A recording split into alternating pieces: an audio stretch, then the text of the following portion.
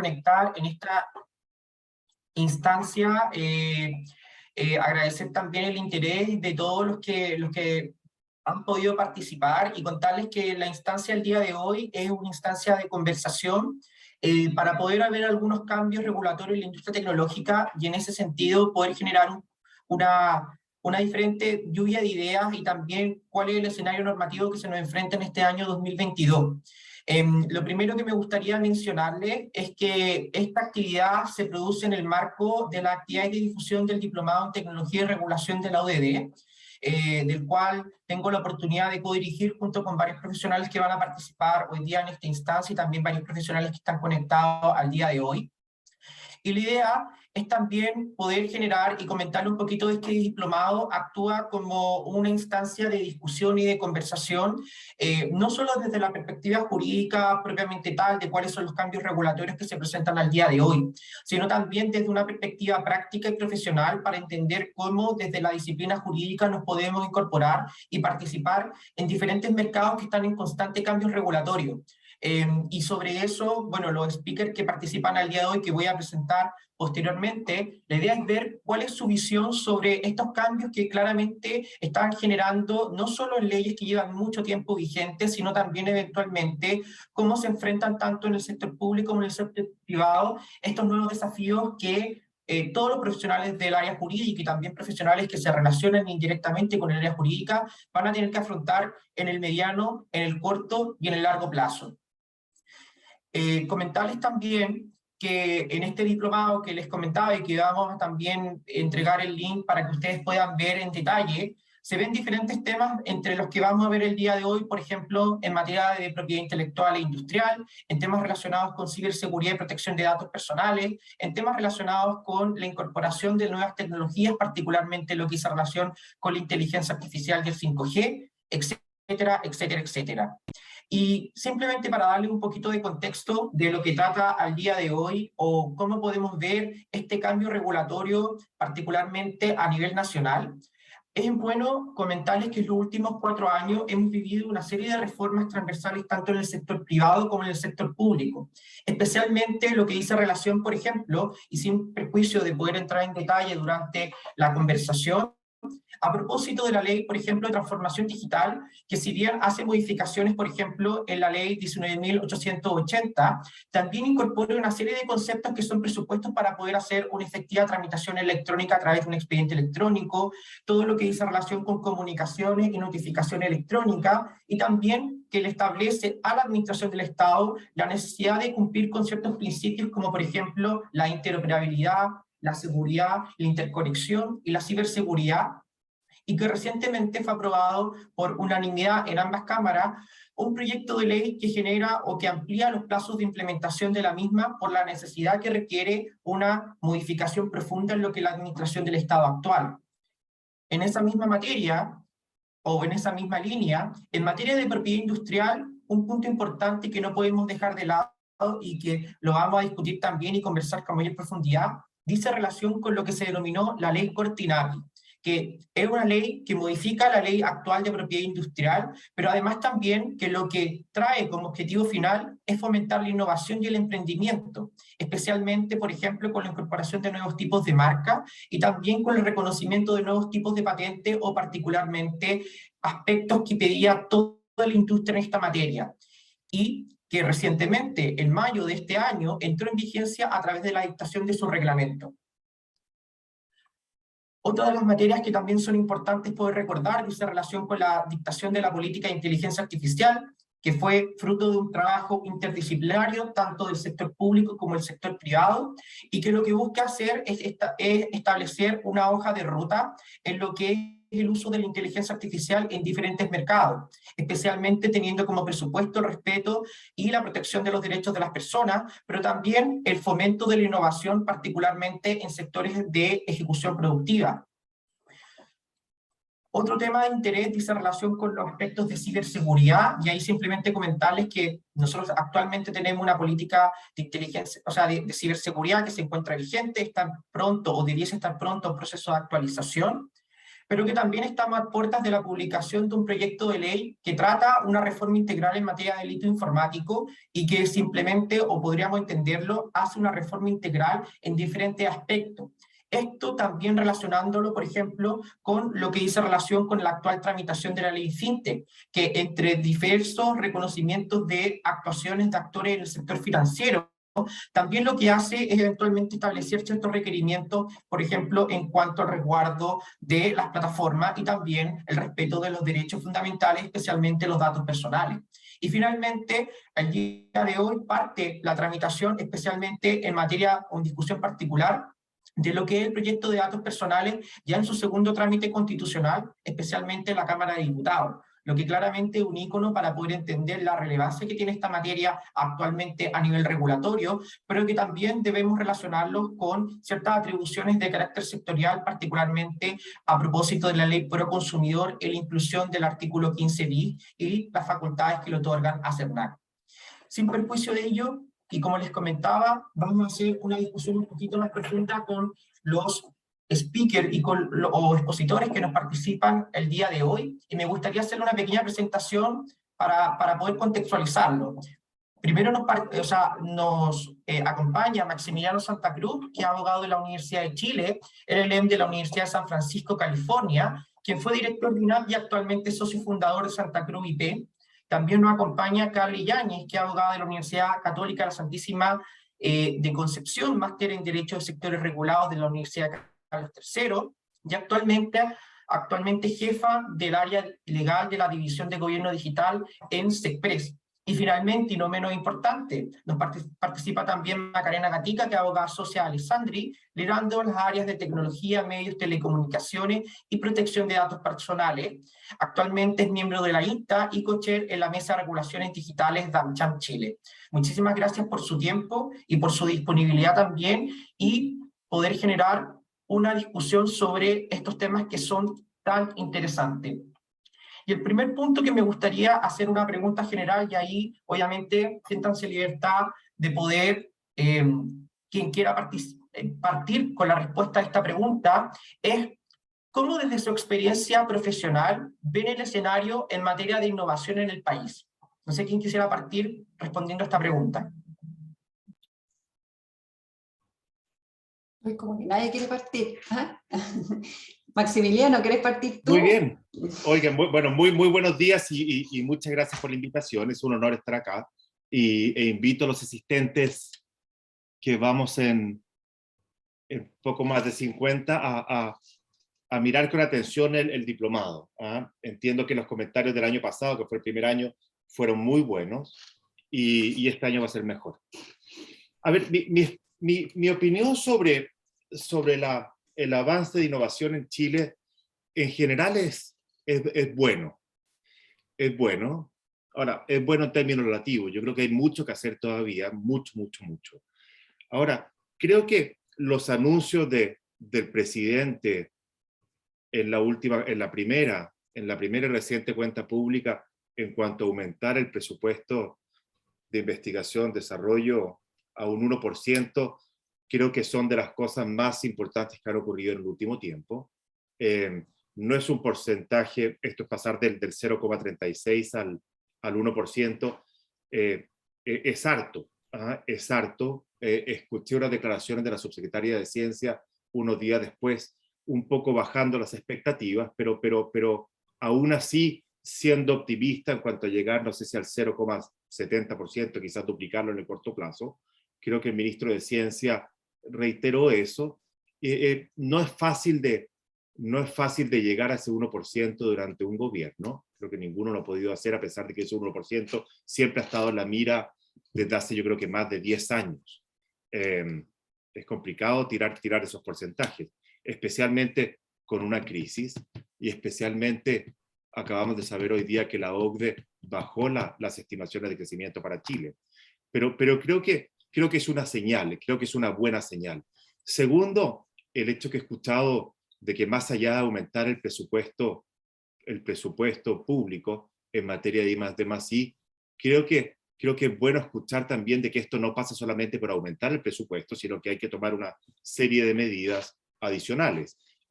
focalizar en ciertas áreas. Creo que los temas de hidrógeno verde son bastante obvios. El tema de vacunas probablemente tendría bastante menos impacto, pero también creo que es una buena señal en cuanto a potenciar áreas que habían sido o descuidadas o abandonadas. Y tercero, reconocer, por ejemplo, que de las pocas leyes que han habido en los últimos años en materia de investigación, desarrollo, como la ley de I+D, no han sido todo lo efectivas que hubiéramos querido. Creo que esa ley es absolutamente insuficiente. Creo que es bueno que se haya creado, es bueno que se haya reformado, pero creo que falta mucho más. Yo estoy de acuerdo en que esto no pasa simplemente por aumentar el presupuesto. Yo he sido desde hace años promotor de una ley de transferencia.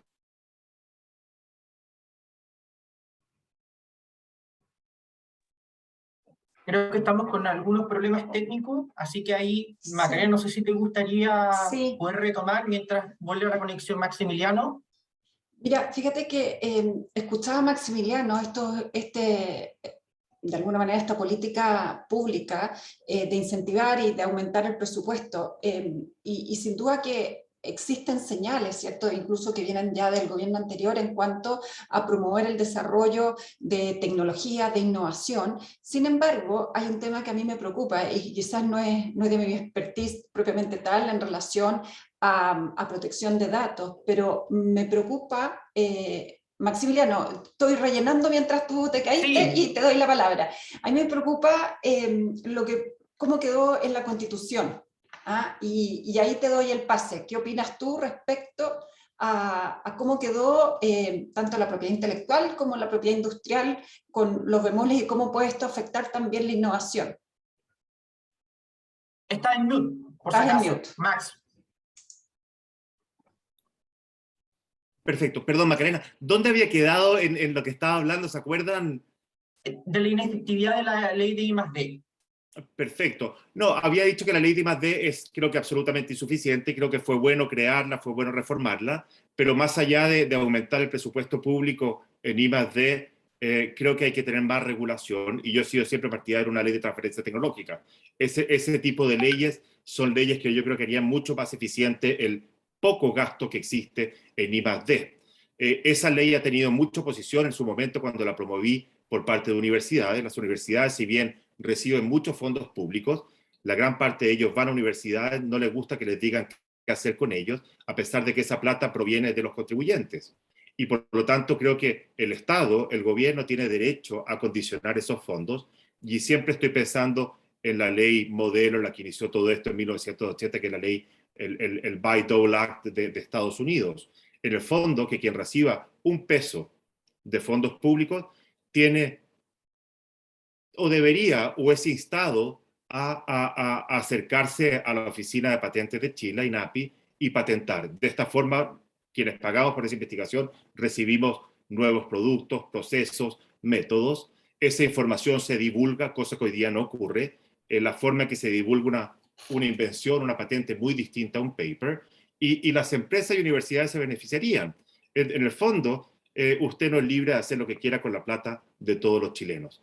Ahora, existe un proyecto de ley o un preproyecto de ley que se redactó el año pasado a instancias, lo encargó el Ministerio de Ciencia con fondos del BID a la oficina nuestra, junto con otra oficina muy prestigiosa que es Kerry y Asociados. Se trabajó en conjunto para ese proyecto de ley y quiero ver un poco qué va a pasar con ese proyecto de ley en el Ministerio de Ciencia, si lo van a promover o no. Ahora, en cuanto a la pregunta de Macarena sobre la Constitución, por supuesto que no me gustó lo que apareció ahí. Los que leen, yo me preocupé de escribir mucha columna y entrevista, tele. Me sentí bastante solo, a pesar de las asociaciones de propiedad intelectual. Pero creo que salió mal, salió todo muy mal. Ahora, nuevamente, en términos relativos, había muchos que querían que no hubiera nada en la Constitución. Al final creo que los artistas y autores hicieron un muy buen trabajo, en cuanto son un gremio que está bastante organizado. Ahora, lograron que se incluyera una cláusula de propiedad intelectual, pero esa cláusula de propiedad intelectual creo que no salió todo lo bien que yo quisiera. Es una cláusula que hay que estudiarla detenidamente, pero que si bien contempla la protección para los derechos de autor, pero eso es insuficiente.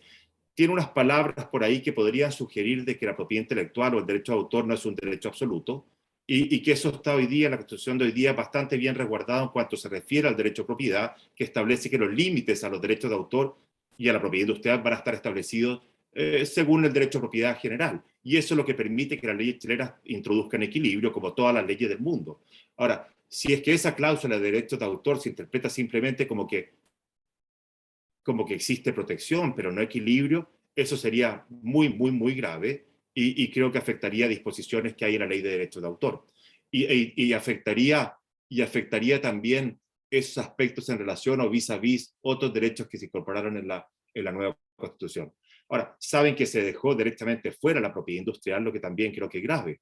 O sea, ahí cabe preguntarse, y yo siempre he sido un gran promotor de que la propiedad intelectual no se debe desarrollar en un tubo de ensayo, sin tomar en cuenta las otras áreas de política pública, pero lo que no me gusta es que cuando la propiedad industrial se tome en cuenta en relación con otros derechos fundamentales, la propiedad industrial no se tome en cuenta, o simplemente quede en un pie mucho más bajo, a pesar de que yo soy muy partidario de que cuando hablamos de salud pública y propiedad intelectual, la salud pública tiene que ocupar un lugar preponderante, lo mismo con acceso a conocimiento, etc. Así que eso salió muy mal. Creo que por el maximalismo de algunos se salió peor en términos de equilibrio, y aquí ganaron los fundamentalistas de la propiedad intelectual, lo que es malo, no los fundamentalistas de la propiedad intelectual ni tampoco los abolicionistas de la propiedad intelectual.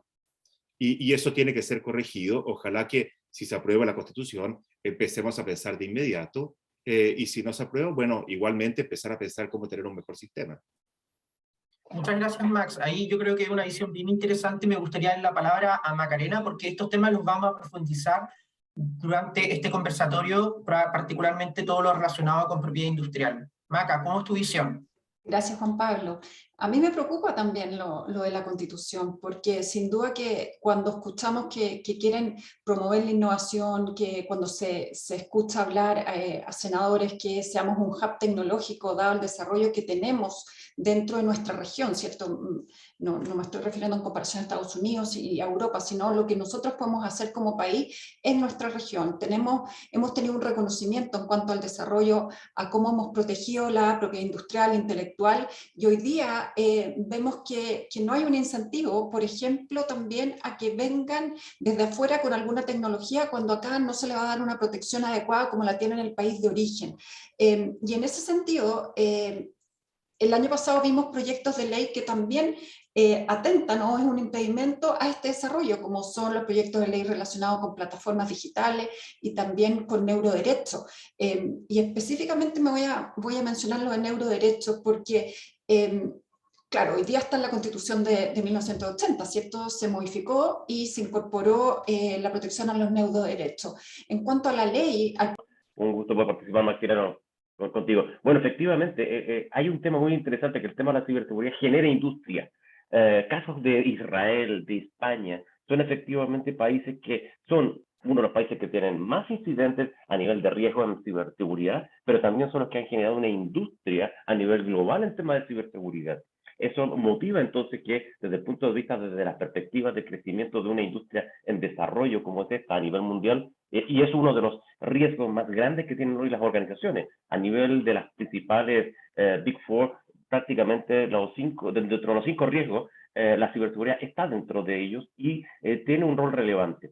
Es más, la Política Nacional de Ciberseguridad coloca dentro del rol de Corfo particularmente la necesidad de estimular e incentivar el mundo de la innovación y el desarrollo de aplicaciones de ciberseguridad. Ya incluso hay universidades a través de sus centros de innovación que están apostando a venture capital y también a niveles de desarrollo de inversionistas, de startups, en que la ciberseguridad es un factor. Ahora, como bien lo decías tú, Juan Pablo, la ciberseguridad es un tema multidisciplinar. No aborda solamente desde la perspectiva legal. Esto se trabaja con áreas de auditoría, con áreas de informática o ingeniería. El área legal tiene que aportar sobre la mirada de operaciones, todos los procesos. Esto es una mirada multidisciplinar. Y en el contexto actual que estamos viviendo, desde el punto de vista del trabajo, de transformación digital, uno de los conceptos que hay que tener claro que es no hay transformación digital sin ciberseguridad. Y segundo lugar, en el tema de la ciberseguridad hay que considerar bien que la ciberseguridad, uno no debe preguntarse cuándo me van a atacar, sino qué estoy haciendo para que no me ataquen. Sobre esa base, uno trabaja temas de competencias digitales del equipo humano, las personas que trabajan en la organización, también todo lo que son los procedimientos internos en la organización. El teletrabajo llegó también para quedarse e impone nuevas condiciones desde el punto de vista de herramientas, procedimientos internos, pero también desde el punto de vista de cada uno de los estándares a nivel internacional. Hoy, si queremos hacer negocio, los datos tienen un valor relevante para hacer negocio. Como dijo el presidente de Telefónica alguna vez a nivel mundial, los datos son el petróleo del siglo XXI, un titular de The Economist hace varios años atrás, y eso llevó a que efectivamente los datos son un actor relevante, pero eso también nos lleva a trabajar con estándares, normas ISO, la ISO 27001 en seguridad de la información, la ISO 27701 desde el punto de vista del estándar específico en materia de privacidad dentro de la familia. En fin, muchos de estos temas los abordamos, pero también con una mirada multidisciplinar, no solamente legal, sino que también con equipos de personas que tienen rol y responsabilidades como CISOs. Los CISOs son los cargos de gerentes de ciberseguridad en organizaciones relevantes que nos vienen a contar su experiencia y cómo es este mundo de la multidisciplinaridad y la necesidad de trabajar tanto con buenas prácticas como con estándares internacionales. Juan Pablo. Muchas gracias, André. Yo creo que es relevante, por ejemplo, el apoyarse en buenas prácticas y estándares internacionales, que es algo que inevitablemente desde la profesión jurídica a veces salimos de nuestra zona de confort. Lo que dice relación, por ejemplo, que es tú a propósito de las ISO, pero también, por ejemplo, estándares como NIS en materia de privacy, en materia de framework, de ciberseguridad, y ahora se está construyendo uno, por ejemplo, en relación de inteligencia artificial y riesgo asociado. Pero ya que estamos hablando muchísimo del sector privado, me gustaría preguntarle a Carla un poco cómo ha sido este proceso de transformación digital, cómo lo has visto tú en el sector público, que también es un actor bastante relevante y que claramente nos permite eventualmente tener una visión de cuáles son los desafíos en este contexto de los cambios regulatorios en la industria tecnológica desde el sector privado en su relación, o sea, desde el sector público en su relación con el sector privado. Hola Juan Pablo, hola a todos, buenos días. Bueno, lo primero es gracias por la invitación. Creo que es muy importante incluir en esta conversación efectivamente lo que se está haciendo desde el sector público. Es un trabajo que viene hace muchos años, la verdad es que no es, tomo ahí un punto que levantó la Maca en el fondo, que tiene que ver con que esto no son políticas de un gobierno en particular, sino que son políticas de Estado, y si entendemos eso así, desde acá de la División de Gobierno Digital, que es donde hoy en día yo me desempeño, se ha realizado un trabajo bastante acabado con respecto a la publicación, en el fondo la redacción de reglamentos y de decretos con fuerza de ley y después normas técnicas de la Ley de Transformación Digital del Estado, y que ahí tomo otro punto que también levantaba la Maca, tiene que ver con la neutralidad tecnológica. Entender que todas estas regulaciones o bajadas de regulaciones tienen que tener eso a la vista, que no podemos casarnos con ciertas tecnologías, es un paso muy importante también para entregar al país las herramientas necesarias y para entregarle a los órganos de la administración del Estado lo que necesitan. Esta ley de transformación digital abarca a más de 1000 instituciones del Estado, o sea, imagínense el cambio trascendental en el que estamos trabajando, y donde también puedo decir con mucho orgullo que muchos de los que están aquí han contribuido desde su palco, desde su puesto de trabajo, ¿no es cierto?, ayudarnos en diferentes temas solo por pensar en que esto es por el bien de todos. Entonces, desde ese punto de vista creo que hoy en día, como tú bien decías, estamos en un proceso de una ley que es bastante específica para ampliar los plazos de implementación, porque efectivamente nos encontramos con que la ley fue publicada en noviembre del 2019 y obviamente no esperábamos la pandemia, ¿cierto?, entre medio, donde hubo que redirigir no solamente el presupuesto, sino también los esfuerzos humanos de todos los organismos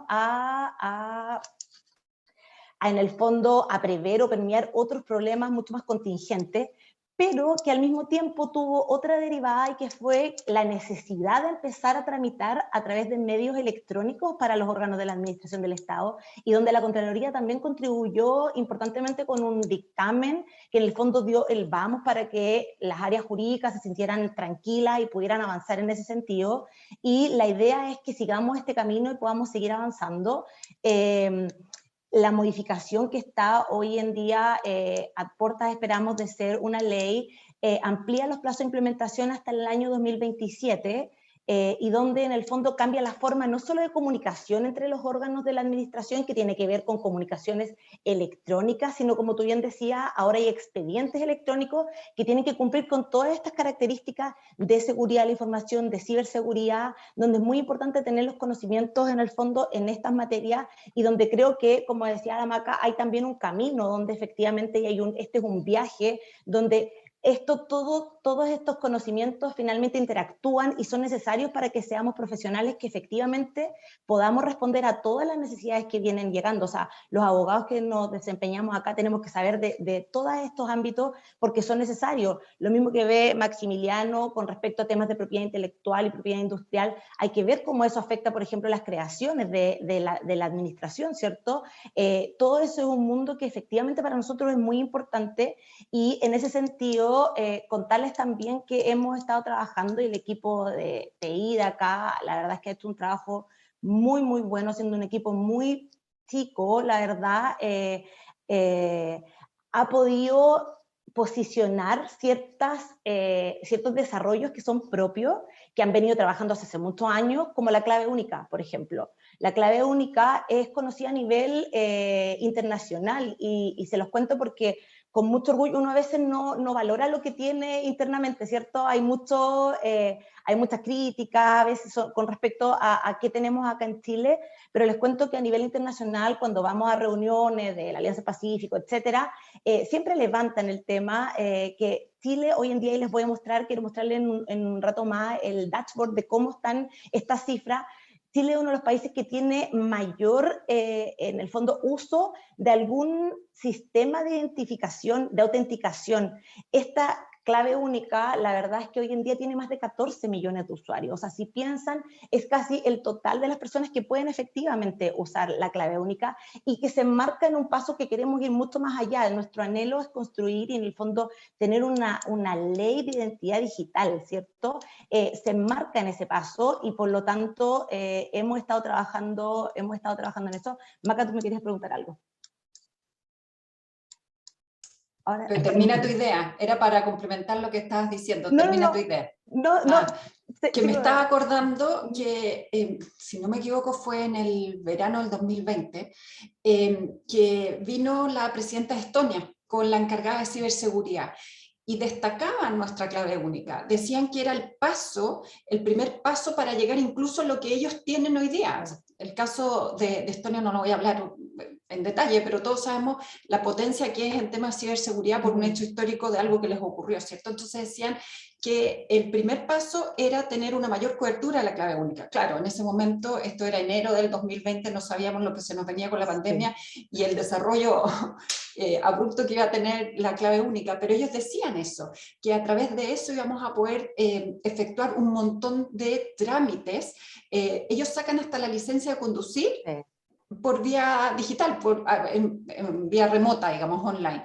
Eso nomás quería comentar, Carla. No, buenísimo, porque efectivamente tuviste en el punto con algo súper importante. En enero del 2020 no sabíamos lo que venía, y tampoco sabíamos en el fondo el estrés al cual iban a ser sometidas estas plataformas, ¿cierto?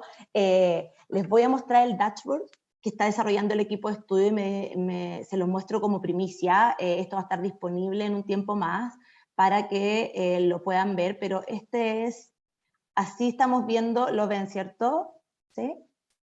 Ya, buenísimo. Sí. Así está clave única hoy, estas son las cifras, y acá, si vemos, esta es la cantidad de claves activas hoy, a la fecha, y si vemos efectivamente en marzo de 2020, el mes que empezó la pandemia, habían 6 millones de personas, 6.500.000 que tenían clave única activada. Hoy en día vamos en 14 millones, o sea, es más del doble. Eso ha requerido el desarrollo también en el fondo, un análisis interno respecto a hay todo un análisis ahora de agregar un segundo factor de autenticación, ¿cierto? De establecer mayores estándares de seguridad, y además estos justo tienen mucha relación con la ley de transformación digital, porque en la misma ley de transformación digital la clave, o sea, se tienen que establecer estándares para la autenticación de los interesados, de los ciudadanos que tramitan electrónicamente con el Estado, ¿cierto? Y esto quedó reflejado en una de las normas técnicas que hoy en día está en trámite aún, pero donde se reconoce la clave única como un mecanismo oficial de autenticación y donde efectivamente se establece que esta clave, que este factor de autenticación, que es una contraseña, ¿cierto?, que es creada por la misma persona, también hay una responsabilidad en el uso de eso. Entonces vamos creando también y vamos estableciendo maneras de educar también a todos los que somos usuarios de este tipo de plataformas con respecto a responsabilidades en el uso, con respecto a conocimiento, y por eso es muy importante crear hoy en día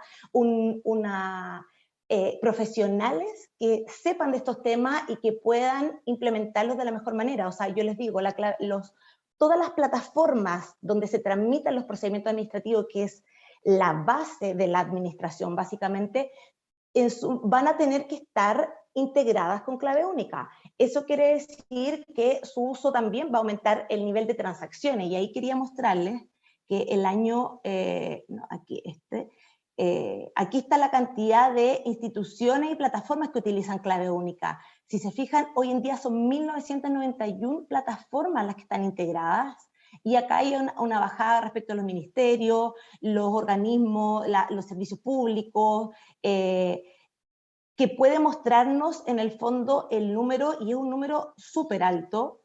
Y a ver dónde está el de las interacciones el año pasado, las activaciones. Aquí están las activaciones, y se pueden fijar, efectivamente durante los meses de pandemia esto tuvo un pic, sobre todo en abril del año pasado, pero que, si se fijan, o sea, desde el año 2018 en adelante el crecimiento fue increíble.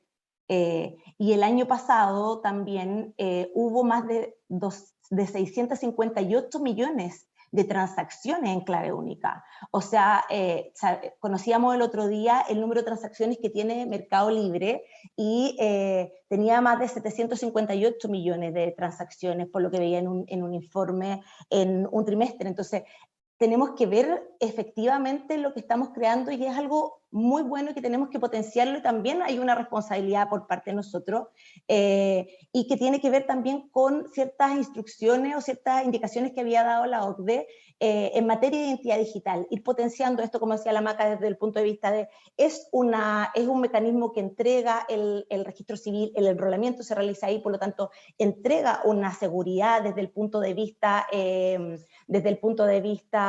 del otorgamiento y de la verificación de la identidad de cada persona, y desde ahí tenemos que ir trabajando en fortalecerlo y además en avanzar a esta identidad digital en el que queremos ya llegar como está hoy, para también empezar a cumplir los estándares OCDE y efectivamente ser un país que también esto nos da más competitividad. Entonces, ver esto como un trabajo público-privado siempre es muy importante, y por eso creo que es importante esta conversación que estamos teniendo, y ver también el desarrollo de esta ley como un desarrollo finalmente para todo el país, y que no es solamente un desarrollo que termina ahora, sino que tiene que seguir en los años venideros. Eso es más que nada como a modo genérico con respecto a los desafíos que implica la ley de transformación digital en este sentido. Súper buena ahí, Carla, la visión. Creo que obviamente todos dependemos de clave única, y el monstruo que se ha generado en esto desde la buena perspectiva es que finalmente, y quiero darle también un poquito el pase después al resto de las preguntas, muchas de las actividades que hacemos el día de hoy son actividades que dependen exclusivamente del uso de clave única. De hecho, el vivir en 2019, 2020, 2021... fue impensable sin poder eventualmente poder acceder o realizar ciertos trámites a través de las plataformas que el mismo Estado nos provee. O sea, el ir físicamente a realizar un trámite era impensado. Y esto no solo la clave única como resultado final de la gestión que tienes, y como dices tú muy bien, desde la División de Gobierno Digital, sino también una serie de elementos que se tienen que componer para poder darnos tranquilidad en cuanto a cómo se está gestionando la clave única, los aspectos de seguridad de la información, los aspectos relacionados con la protección de los datos personales, y especialmente ahí me gustaría simplemente, si tú nos puedes contar un poquito cómo viene tratado en la ley de transformación digital lo relacionado con la seguridad, y también aprovechar de preguntarle a Maca cómo es tu visión desde la perspectiva de lo que se viene en la regulación vigente en cuanto a lo que es el aspecto de seguridad en materia de protección de datos personales. Carla, no sé si ahí nos puedes dar tu punto de vista.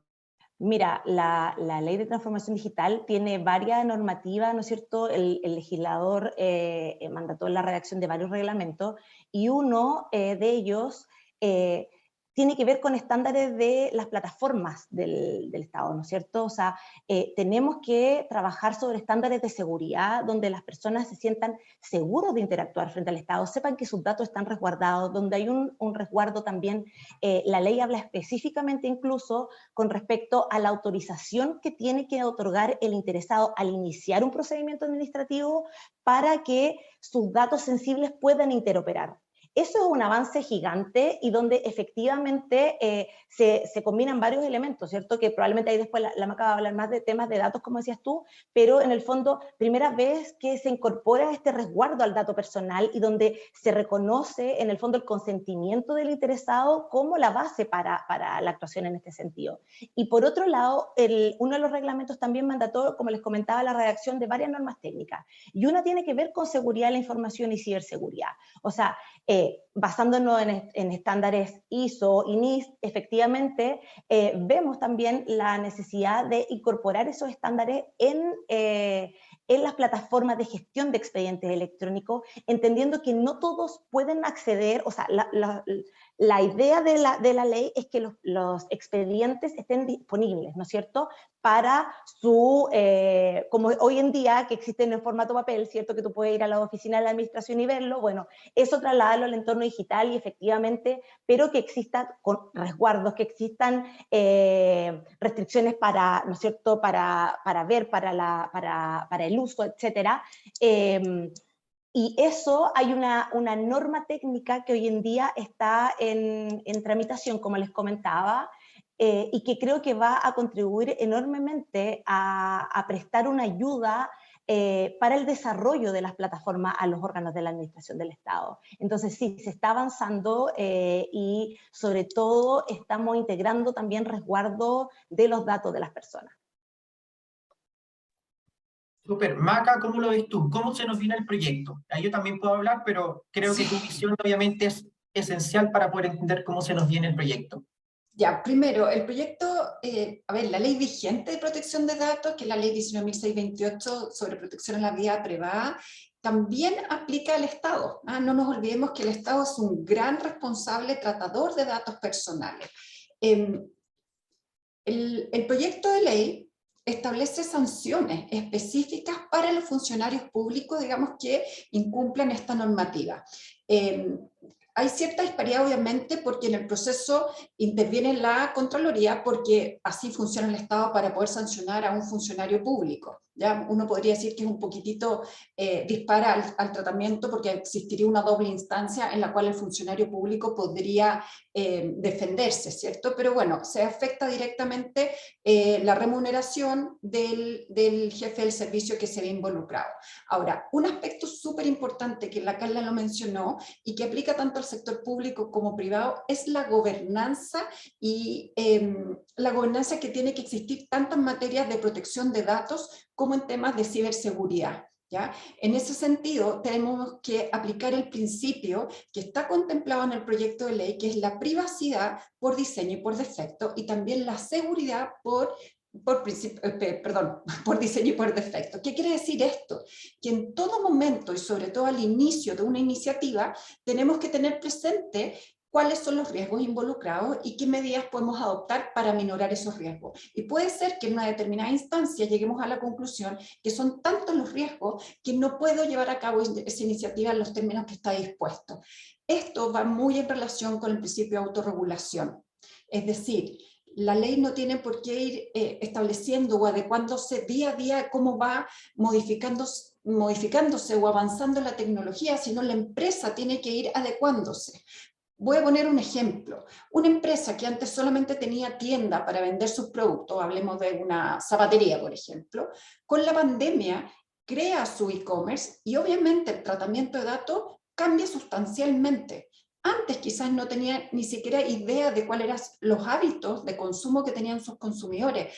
Hoy día puede saber mucho más de ello. Si, por ejemplo, qué tipo de zapato compran, a través de qué dispositivo, si es a través del teléfono móvil, o si es un tablet, o si es un computador. Incluso, fíjense que haciendo doble clic en ese dispositivo podemos llegar a segmentar incluso más el perfil de ese consumidor. Todo eso implica un tratamiento de datos, y lo importante es ir adecuando las políticas que la empresa tenga, empresa o el Estado, porque claro, la clave única, como decía Carla, eran 6 millones de usuarios y hoy día tenemos 14. ¿Cómo eso ha hecho que el Estado tenga que adecuar sus mecanismos, y no solamente en cuanto a la clave única, sino también en el acceso de los expedientes? Ahora, esto lo voy a unir con otro tema importante, que es la finalidad en el tratamiento de datos. Muchas veces se levanta el tema de la oficina virtual del Poder Judicial, y que podemos acceder a un montón, ¿cierto?, de antecedentes, de datos personales. ¿Para qué o por qué ese dato es público? Y aquí nos vamos a ir al Código Orgánico de Tribunales, que hace referencia, ¿cierto?, a que los actos judiciales son públicos. Pero eso tiene una finalidad detrás, ¿cierto?, respecto a las partes en un litigio, y también tiene una finalidad académica. Bueno, pero ¿qué pasa si yo hago segmentación, cuando hago un reclutamiento y selección de personal? Voy a ver, por ejemplo, si las personas que están postulando en algún momento han demandado a su empleador. ¿Puedo utilizar esos datos para ese tratamiento? ¿Es ético ese tratamiento de datos? Y estas son las casuísticas que nos tenemos que... eso es lo que tenemos que pensar al momento de evaluar el riesgo, ¿ya? Y insisto, esto lo tenemos que hacer tanto en el sector público, perdón, el sector privado, como también en el sector público, porque estamos cambiando. La transformación digital nos aplica a todos, a nosotros como usuarios de las distintas plataformas que podemos acceder, el Estado poniéndose al día, ¿cierto?, con esto, que tenemos que avanzar hacia allá. No puede ser que me piden el certificado de nacimiento cuando es el mismo Estado el que lo tiene, el que me lo provee. ¿Cómo voy a una oficina para presentárselo a otro? Todos esos mecanismos van a ir, la interoperabilidad que tiene que existir, y obviamente el sector privado que ya va, digamos, lleva la delantera, por decirlo. Gracias, Maca. Yo creo que es súper importante ver esto como un todo. O sea, cuando hablamos de datos personales, cuando hablamos de transformación digital, lo tenemos que ver no segmentado o cielos de únicamente lo que como abogado podría ser el derecho administrativo o el derecho particularmente público-privado. También verlo como un todo que se tiene que interconectar. Y en ese sentido me gustaría ver, yo veo muy claro que acá siempre hablamos de que para poder hacer todo esto necesitamos innovación, necesitamos protección de ideas, protección eventualmente de activos intangibles, de privilegios industriales. Y me gustaría preguntarle a Max un poco cómo es el tema asociado a la ley Corte INAPI y también el protocolo de Madrid. ¿Cómo lo ves tú? ¿Cómo ves el escenario actual Chile después de estas dos regulaciones? A ver, lo veo muy bien y de forma muy optimista, o sea, sin perjuicio de lo que comentamos sobre la Constitución. Creo que la ley corta de INAPI junto al protocolo de Madrid son definitivamente las reformas más grandes que se han hecho en los últimos 17 años, desde la gran reforma del 2005 para implementar el acuerdo de la OMC y algunos TLCs. Ahora, estas leyes son importantes en distintos aspectos. Y siempre me preguntan por qué se promovió, por qué promoví la ley corta de INAPI. Mi idea era reemplazar la ley de propiedad industrial, pero por razones de una agenda legislativa muy saturada y un ministro de Economía de ese entonces, Céspedes, que no quiso buscar esa ley con la fuerza que venía, a pesar de que la ley corta fue aprobada prácticamente por unanimidad. Igual de esa ley era que la ley de propiedad industrial de Chile reflejara lo que eran las realidades del comercio. era muchos cambios, y si ustedes ven las cosas que introduce esta ley, son cuestiones que ya las empresas chilenas, las universidades, las personas relacionadas con propiedad intelectual, ya estaban haciendo. Entre otras cosas, no sé quién lo mencionó creo que fuiste tú, Juan Pablo, o Macarena, sobre nuevos tipos de marcas. Ahí la definición de marca de la ley chilena era absolutamente insuficiente.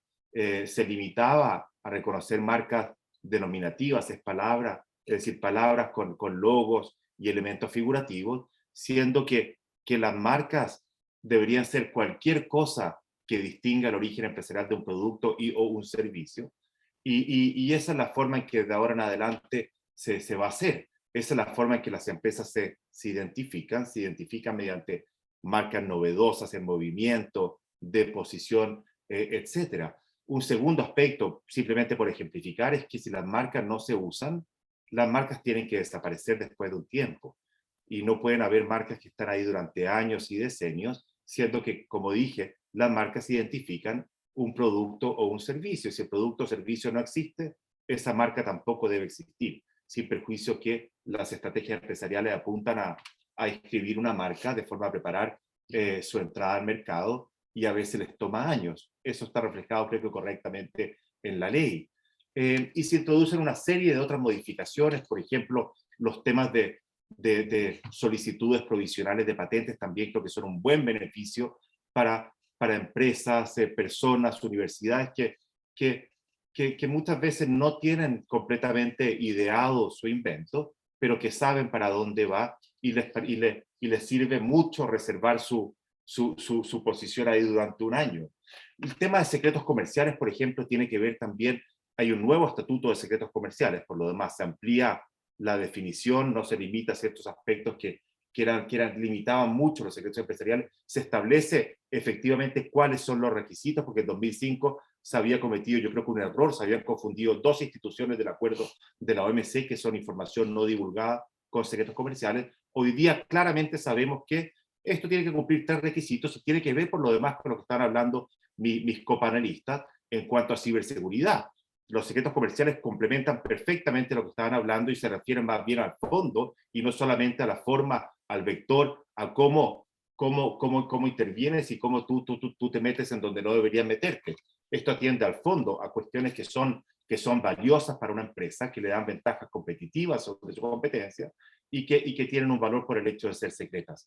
Y suma y sigue, los beneficios son montones. Ahora, si uno le suma a esto el protocolo de Madrid, ya los beneficios en términos de tramitación, de burocracia y especialmente de costos son fenomenales para la gran empresa chilena que está internacionalizada, pero especialmente también para micro, pequeñas y medianas empresas que sencillamente lanzan sus emprendimientos ya pensando en que se van a ir a Perú, a Colombia y México, es decir, Alianza del Pacífico, ojalá Estados Unidos, también Brasil, donde Chile invierte mucho, a Canadá, que hemos visto que es un gran inversionista en Chile, pero abarata enormemente, estoy hablando de miles de dólares, por el pago que hoy día tienen que hacer agentes de propiedad intelectual como yo, y que cobramos mucho, pero que no debería ser. Es un trabajo prácticamente mecánico, y si es que una empresa chilena, una persona o una universidad que quiere registrar en 3, 4, 5, 15, 120 países, puede ahorrarse esa plata, bienvenido sea. En el futuro, a partir del 4 de julio, una empresa chilena registra, digamos, en 5 o 10 países en Chile, en esos 5 países renueva, hace los cambios de nombre, las anotaciones, en fin, todo desde acá. Así que los beneficios son múltiples y es muy bienvenido. Yo espero que con el protocolo de Madrid ocurra lo que pasó con el PCT, que también fue muy resistido por los agentes de propiedad intelectual, incorrectamente, porque ha sido un beneficio incluso para ellos, y que nos tiene hoy día probablemente con las tasas más altas de internacionalización en la región en materia de patentes. Chile patenta poco, pero en términos brutos yo creo que somos el tercer país que más patenta en la región, detrás de países que nos duplican, triplican en población, o más que quintuplican en población. Estamos detrás de Brasil y México.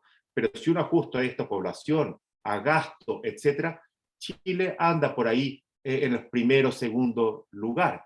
Estamos en materia de internacionalización de patentes por sobre países de la OCDE como Eslovaquia, Polonia, 10 veces más que México, que Colombia, que también son países de la OCDE. Estamos a la par de Lituania, Letonia, de Grecia, y muy cerca, con muy poco esfuerzo, de pasar a Turquía, República Checa, Portugal y Hungría, con la ley de transferencia tecnológica que hablaba yo, donde hay un incentivo, se inste o se esfuerce de alguna u otra forma a patentar, subiríamos muchos lugares en materia de patentamiento internacional en los rankings internacionales, y que no es una cosa que simplemente por subir y subir. Creo que lo decías tú, Juan Pablo, creo que los procesos, los métodos, la forma de hacer las cosas ha distinguido a Chile en los últimos 30 años, y eso, por ejemplo, ha sido los beneficios que hemos tenido por los TLC. Más allá de acceso a mercado, es cómo hacemos las cosas y si las hacemos bien o no.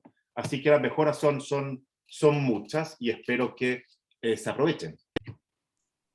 Súper interesante, Maximiliano. Yo creo que, por ejemplo, el caso de los secretos industriales o secretos comerciales es vital de cómo se relacionan todos estos temas. Tú tienes datos personales involucrados, tienes temas de ciberseguridad, de seguridad de la información. Se tiene que hacer una estrategia para poder resguardar y eventualmente beneficiarte del secreto. Entonces, es súper claro el cómo eventualmente desde otras áreas del conocimiento nos potencian la innovación y también el desarrollo del país. Y finalmente creo que lo que tú dices también, de que esta reforma viene a consagrar algo que ya se estaba haciendo en varias instituciones y que estaba un poco al debe como país. Claro. Exacto. Entonces, me parece muy interesante, y antes de poder cerrar, hay una pregunta en público que me gustaría hacerle a Macarena y luego hacer una pregunta general a todos. Maca, no sé si te gustaría contestarla. Sí, la contesto. La pregunta la voy a resumir para que todos, aunque todos lo pudieron leer en el chat, pero es respecto de la ley de transparencia y en aquellos casos en que se solicita información que involucra datos personales, y que nos hemos encontrado con jurisprudencia contradictoria. En algunos casos hemos visto que la Corte de alguna manera protege la confidencialidad de esa información, y en otras veces nos encontramos con la situación que esta información es pública, se hace pública en virtud de transparencia. Y este es un tema que lo hemos hablado latamente, y se habló también en el Congreso, que el Consejo de la Transparencia, por su ley, tiene el resguardo, pero no, o sea, puede resguardo, pero no fiscalización respecto a los datos personales en la administración pública. Entonces quedó como sin diente. Lo resguarda, pero hasta ahí no puede ser. Y por otro lado, su incentivo es la transparencia, es abrir, ¿ya? Ese es su incentivo versus lo que es la protección de datos, que es mantener la reserva de esa información. Por lo tanto, son dos fuerzas antagónicas que claramente es un conflicto que hoy día tenemos, y por lo tanto, por lo mismo, yo era de la opinión que el Consejo de la Transparencia no era lo ideal que fuera como una agencia, un órgano de control en materia de protección de datos, tema que ya está zanjado, y ojalá no volvamos a hablar de si es el Consejo de la Transparencia o la Agencia de Protección de Datos, porque ya está por una iniciativa sustitutiva al presidente del año pasado, se zanjó el tema con la Agencia de Protección de Datos. Ahora, volvemos a lo que hablábamos antes. No porque el responsable del dato sea el Estado, no tiene la obligación de confidencialidad y de resguardo de la información. Y efectivamente nos hemos encontrado en la situación donde gente abusa de una norma que permite la transparencia de la información para una finalidad de crear confianza pública y de que podamos ser unos auditores, ¿cierto? Podamos tener control en las gestiones que realiza el Estado. Voy a poner un ejemplo. Más de una vez, y aquí Max se va a acordar, se hizo la solicitud al MIC respecto de los titulares de los dominios, ¿ya? Y se sabía que la persona lo que quería hacer era obtener una base de datos. Eso era. Todos sabíamos, o sea, pero claro, si nos íbamos estrictamente a lo que señalaba la ley, efectivamente había que darle la información. Finalmente se zanjó y no se entregó esa información, la persona incluso retiró la solicitud, pero esto recurrentemente ocurre ante el MIC, y el MIC en cierta medida le faltan herramientas para poder decir que esto va contra el espíritu de la norma, ¿ya? Y esto nos pasa no solamente con esta ley, sino con muchas, que somos hábiles los chilenos, buscamos, ¿cierto?, el camino corto y le hacemos el bypass a la norma y obtenemos una finalidad. El resquicio. el resquicio legal. Exactamente, eso. Somos bastante hábiles para eso. ¿Ah? Somos creativos. Bueno, pero voy a hablar también un tema que creo que es importante, el tema del secreto empresarial. Y lo que decía Max, de estas nuevas formas de proteger, ¿cierto? Tenemos marcas hoy día sonoras, olfativas, tridimensionales, porque antes esas creaciones no tenían una protección. Y fíjense que esto lo voy a relacionar con inteligencia artificial. Comúnmente a mí me pasa en la oficina que nos dicen, bueno, yo tengo esto, es un modelo de predicción, ¿cómo lo protejo? En realidad no tenemos cómo hoy día. ¿Ah? Y eso lleva a que tenemos que buscar cómo podemos proteger determinadas creaciones que no son las tradicionales, ¿ah? Y buscar la alternativa, y quizás un modelo de predicción o cualquier modelo o sistema de inteligencia artificial que no se enmarque 100% en lo que es una patente, un diseño, o bien un software como derecho de autor, buscarle una protección. Y ahí esas son las herramientas que vamos a revisar en el diplomado. Lo mismo respecto de FinTech, y lo voy a relacionar ahora con la misma pregunta. FinTech, el proyecto de ley FinTech, Juan Pablo, tú vas a participar en el curso de FinTech Sí. que se hace, ¿cierto? Ya. Sí. Ya. Que es importante que nos vayamos poniendo al día, es un proyecto sumamente importante que tiene consecuencias para los consumidores, porque una de las claves es el Open Banking, donde hay un acceso a los datos de los clientes de bancos, digámoslo así, lo que obviamente va a permitir que tengamos mayores ofertas frente a la información de nosotros. Entonces, ¿cómo protegemos esa información? ¿Cómo la ley va a regular? ¿Cómo va a ser una base de licitud para que se puedan tratar datos? Lo que pasa también, por ejemplo, con la portabilidad financiera, y que permite el tratamiento de datos por la entidad, pero con una finalidad limitada. La entidad que recibe, a la cual yo porto los datos, solamente los puede tratar para esa finalidad de ofrecerme una oferta. Si yo decido que no, bueno, ¿qué hace con esos datos? ¿Lo elimina? ¿Cómo lo elimina? Y ahí volvemos a la gobernanza. Perdón que voy saltando de un lado hacia otro, pero creo que son temas que van haciendo relaciones. Entonces, al final, este diplomado o las materias que estamos viendo busca proteger los activos que tiene una empresa, sean datos personales, sean bases de datos, por ejemplo, de productividad. ¿Cómo esa base de datos yo también la puedo proteger? Porque tiene una propiedad intelectual, no los datos propiamente tal, sino el formato que hemos diseñado para poder utilizar esa base de datos. ¿Cómo protejo las marcas, las patentes, los diseños, todo lo que es la innovación? Y sin duda que el Estado, lo comentábamos con la Carla, por ejemplo, con la aplicación, ¿se acuerdan la del COVID que no tuvo mucho éxito? Bueno, ¿cómo la exacto, ¿cómo la protegemos? ¿Lo podemos hacer? ¿Cómo involucramos los datos?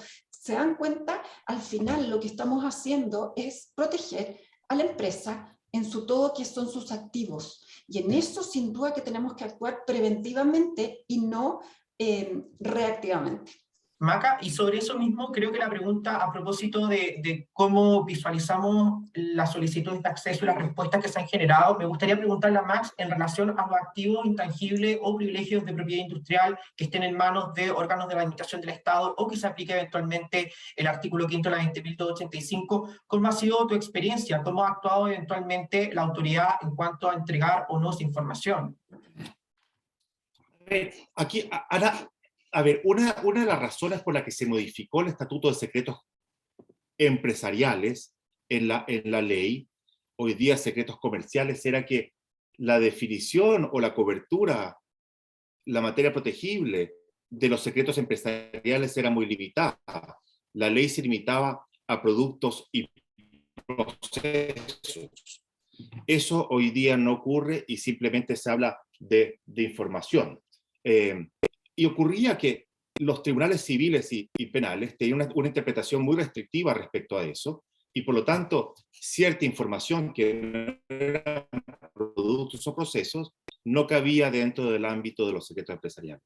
Ahora, en defensa del Consejo para la Transparencia, el Consejo para la Transparencia tuvo una interpretación mucho más amplia, y yo creo que afortunadamente correcta, en cuanto a la información o secretos comerciales que se habían entregado a entes públicos, donde el Consejo para la Transparencia consideró que deberían mantenerse en secreto porque entregaban una ventaja competitiva a esa empresa y por lo tanto, sopesando distintos bienes, debería privilegiar eso. Y hasta donde recuerdo, hubo casos, por ejemplo, respecto de información que se entrega a la autoridad sanitaria, al Instituto de Salud Pública, para efectos de un registro sanitario, de un registro de medicamentos. Todos los medicamentos en Chile, sean innovadores o no, tienen que pasar por el Instituto de Salud Pública y obtener un registro sanitario, lo que sea un permiso de comercialización, un permiso sanitario, y no toda la información que se entrega al ISP es sobre ensayos clínicos, sobre seguridad, eficacia y calidad. Y el Consejo para la Transparencia correctamente dijo, no, hay cierta información que no puede ser divulgada. También recuerdo de casos de postulantes a fondos públicos en Corfo, donde llegaba un competidor y le decía a Corfo, oiga, por favor divulgue esa información para efectos de transparencia, y el Consejo para la Transparencia correctamente dijo, no, hay cierta información que no tiene que ver con la asignación de fondos y evaluar a quién le corresponde, sino que es información que tiene que mantenerse en resguardo porque es información que entrega una ventaja competitiva a la empresa postulante. Así que esos dos interpretaciones tuvimos y yo creo que hoy día deberían subsanarse. Cabe la pregunta si la definición, la materia protegible, el scope de la ley hoy día incluye, por ejemplo, datos porque se habla de información. Y por lo tanto, esas cosas va a haber que discutirlas, a ver cómo se interpreta eso, pero definitivamente hoy día va mucho más allá de productos y procesos y tiene que ver con lo que decía Macarena, planes de negocio, lista de clientes, de proveedores, etcétera. Es decir, cualquier cosa que te entregue, cualquier información que te entregue una ventaja competitiva, que sea secreta y que tenga un valor por el hecho de ser secreta. Ahora, ojo, los que estén trabajando en estos temas, no piensen que basta con decir que algo es secreto para que sea un secreto comercial. Esto es un subconjunto de información confidencial y tienes que caracterizarla como tal. Y por lo tanto vas a tener que tomar, como dice la ley, los tratados internacionales, resguardos razonables para que se mantenga secreto. Y por lo tanto hay excepciones a secretos comerciales de cómo yo llego a la información de Juan Pablo, de Macarena o de Carla. Y hay que ser muy cuidadoso con eso, con eso, cómo uno lo aplica. Súper interesante, Max. Yo creo que el tema de la información confidencial claramente es un elemento que con la reforma se nos viene a abrir a todos miles de oportunidades de ver cómo podemos darle valor a la información que está dentro de nuestra organización. Y también eventualmente que nos puede generar algún tipo de ventaja competitiva, que es uno de los elementos para su configuración. Llegó una pregunta que es bien interesante y ahí me gustaría darle el pase a Macarena. Yo puedo también ahí complementar un poco y ya damos unas preguntas de cierre para poder dejar liberada a la audiencia. Maca. A ver, la pregunta dice, ¿qué opinan respecto a la eficacia de las normas que obligan a la eliminación segura y completa de los datos? ¿Valdrá la pena exigir la certificación de su eliminación? Miren, esto es relacionado con lo que decía Max recién. ¿Qué hago yo, cierto, la diligencia para de alguna manera garantizar que esa información ha sido eliminada? Aprieto delete o bien le pido al proveedor que la eliminó y quedo tranquila con eso. Ahí está el punto. Yo soy de la idea, obviamente, que hay que exigir una certificación, una declaración jurada que efectivamente se eliminó. Porque yo no, en algunos casos, ¿cierto? Vemos en contratos que se exige la presencia para poder destruir, por ejemplo, un disco duro, ¿cierto? Algún registro donde se encuentren los datos. En algunos casos nos encontramos imposibilitados, ¿cierto? En estos que se guardan como en microfilm, que son cinta. Hay veces que yo no... Claro, yo no puedo, ¿qué voy a hacer? ¿Voy a cortar el dato Macarena Gatica entre todos los clientes de un determinado banco? Es imposible, ¿ah? Pero nadie está obligado a lo imposible. Pero debemos adoptar las medidas tendientes a garantizar eso que pide la ley. Si en definitiva lo que tenemos que hacer es poner en el centro al titular de la protección de datos.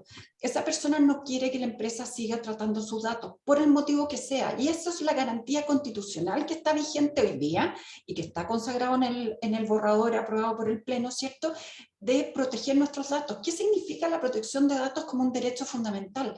Que yo dispongo de mis datos, salvo excepciones, obviamente. Yo no le voy a poder decir al registro civil que borre toda mi información, o los matrimonios que tenga o no tenga, o los hijos, ¿cierto? Obviamente eso no.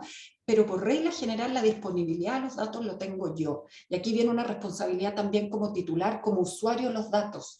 yo tengo que ser consciente que si exijo a una empresa el deber de cuidar mis datos, yo también los tengo que cuidar. ¿Ah? Eso es de partida. Juan Pablo, si quieres complementar. Sí, a mí, ahí vi que respondieron que tu respuesta es muy buena. Me gustaría simplemente complementar acá el enfoque de riesgo. Finalmente, el cómo puedo certificar que una eliminación se produjo 100%, basa o responde también al apetito por riesgo que tiene la organización en cuanto a eventualmente determinar o la existencia eventualmente de medidas organizativas como política de la eliminación de terceras partes o de terceros y también de eliminación y almacenamiento propio. Entonces va a determinar mucho de finalmente factores como el tamaño de la empresa, los riesgos asociados a la empresa, la actividad de tratamiento y el tipo de data. Y yo estoy de acuerdo contigo. Nadie está obligado a lo imposible, pero debo demostrar que estoy haciendo algo al respecto en cuanto a la eliminación. Eso es lo importante, poder demostrar la responsabilidad proactiva, demostrar que estoy tomando acciones tendientes a poder lograr ese objetivo, como es la eliminación o eventualmente el resguardo de la información. Me gustaría ya simplemente para ir cerrando a una pregunta muy general, abierta, partiendo por Carla, ¿cuáles son los desafíos que tú ves en materia de transformación digital, Carla, por favor? Gracias, Juan Pablo. Mira, la verdad es que después de escucharlo atentamente, creo que hay un montón de temas que podemos seguir hablando, pero infinito. Pero quiero hacerme cargo como decía la Maca, poner a las personas al centro. El objetivo de la transformación digital del Estado es el mismo, efectivamente, tiene que ver con, en el fondo, otorgar las garantías necesarias a las personas para que sientan seguridad y sientan un Estado que se anticipa, ¿cierto? La OCDE, de hecho, habla que una de las características importantes de un gobierno digital es que sea proactivo.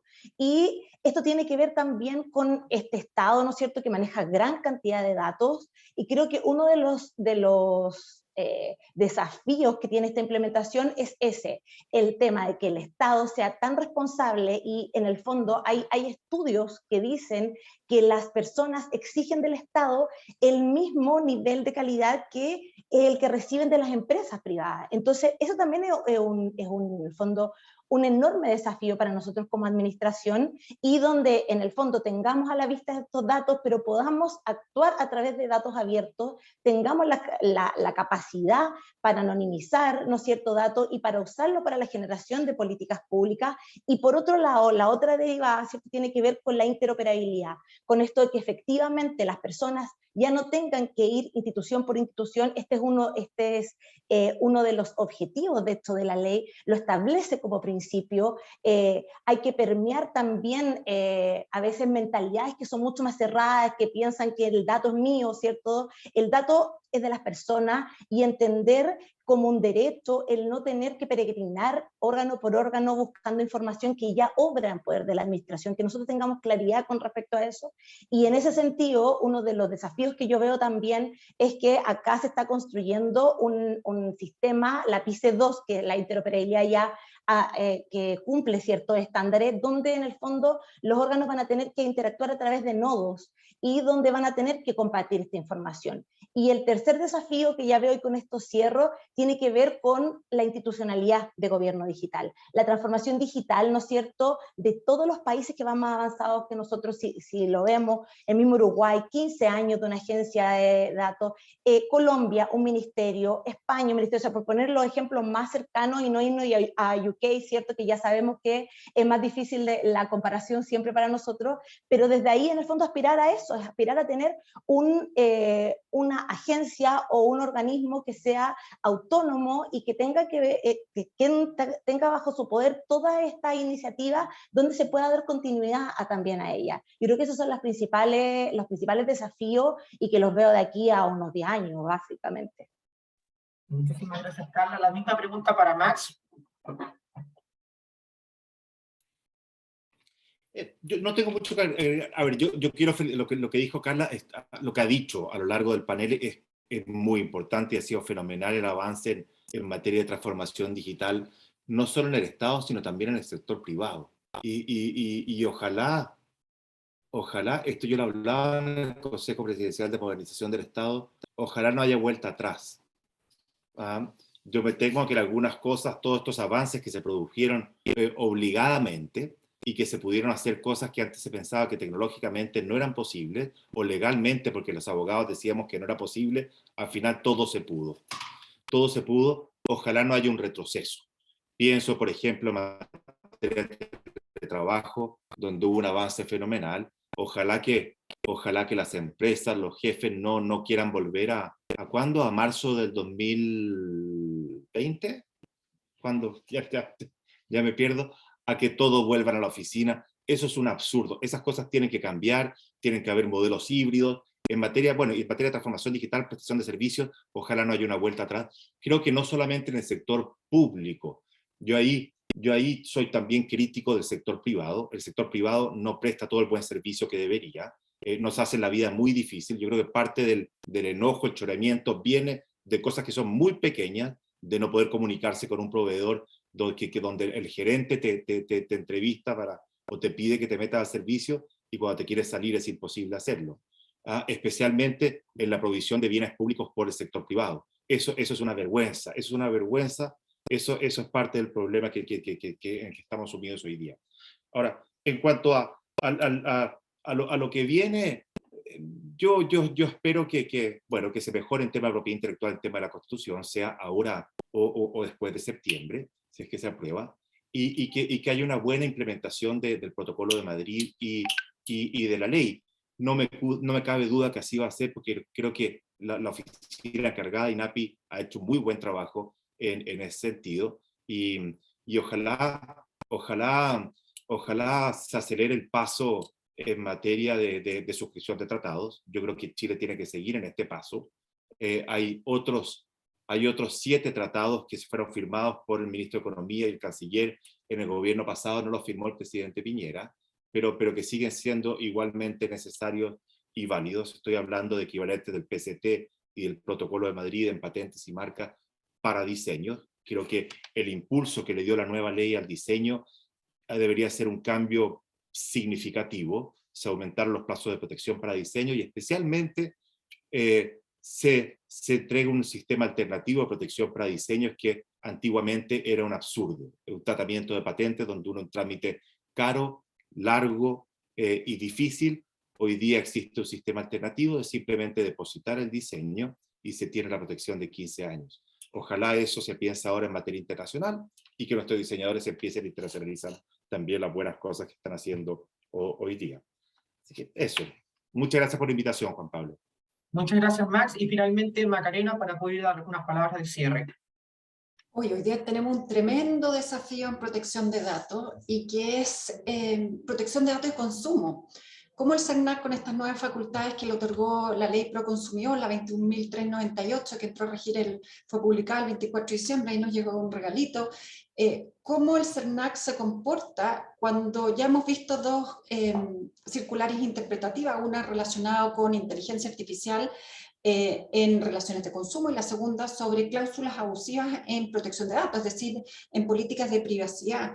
Y no puedo dejar de decir que el gran desafío está en tener un órgano que no es especializado en protección de datos, cuando hace una interpretación, entre paréntesis voy a decir, facultad que no tiene, eso totalmente lo tengo que decir, una facultad que no tiene, nos interpreta una ley de protección de datos, la ley de protección a la vida privada, aplicando principios propios de una relación de consumo. ¿Está bien? ¿No está bien eso? ¿Qué hacer si me vienen a fiscalizar con esa interpretación? Y eso obviamente que tiene un costo reputacional bastante importante, porque sabemos que el CERNAC hace una muy buena labor en proteger al consumidor, ¿cierto? Podemos decir que por lo mismo en su momento se le quitó esta facultad interpretativa por el Tribunal Constitucional, porque es un poco sesgado, porque tiende a proteger a ojos cerrados al consumidor, y en ese sentido hace un muy buen trabajo, pero tiene un efecto mediático importante y va asociado a un costo reputacional. Y aquí quizá voy a tomar lo que dijo Max, cómo las empresas realizan el tratamiento de datos, qué están haciendo, cuán ético es el tratamiento de datos, y aquí volvemos a caer en la autorregulación. Los invito, y este es el gran desafío, de poder revisar los procesos de tratamiento de datos en las empresas, de manera que hagamos una revisión, cambiemos la forma, y porque si se cumple lo que el gobierno quiere respecto de este proyecto de ley, debiésemos tener ley de protección de datos de aquí a fin de año. ¿Ya? Se había dicho que era el primer semestre, pero nos quedan 22 días del primer semestre. veo bastante difícil. Hoy día se inicia la discusión en particular del proyecto de ley. Recientemente, ayer fueron publicadas las indicaciones que presentó el gobierno. Hay una relacionada específicamente con estas facultades fiscalizadoras del CERNAC, donde se derogarían, pero no queda absolutamente claro cómo queda el CERNAC, porque elimina el artículo 58, que es de fiscalización, pero mantiene, por ejemplo, las acciones colectivas en materia de protección de datos. Entonces, eso es un gran desafío, ver este conflicto de competencia, este órgano de control que hoy día tenemos restringido a la relación de consumo respecto de protección de datos, y el desafío es adecuarse al estándar de protección de datos. Y ojo, que aquí es lo que la Carla decía, tenemos la oportunidad de llegar al estándar internacional. Yo lo mencionaba en la Comisión de Constitución, el hecho de no ser proveedores de Europa en materia de protección de datos nos impide llegar a 1/3 del PIB mundial. Eso es lo que nos estamos perdiendo. Esa es la oportunidad que tenemos de poder exportar servicios fuera de Chile. Y a eso los invito, a adecuar el tratamiento de datos. Muchas gracias, Maca. Yo simplemente me gustaría llamarlo a involucrarse en estas discusiones. Creo que estamos en un momento súper relevante a nivel país, también como profesionales del área. Y como dices tú, a la autorregulación, a la autogestión, a ver bien cómo estas nuevas regulaciones nos pegan en nuestras propias organizaciones o nosotros mismos como eventualmente asesores jurídicos, y también, bueno, a que puedan revisar un poquito más en detalle lo que ofrecemos nosotros acá en el Diplomado de Regulación y Tecnología de la UDD. Muchísimas gracias por su participación. Gracias ahí, Maca, Carla y Max, por su tiempo. Y bueno, estamos conectados y nos vemos prontamente. Gracias, Juan Pablo, Carla y Max.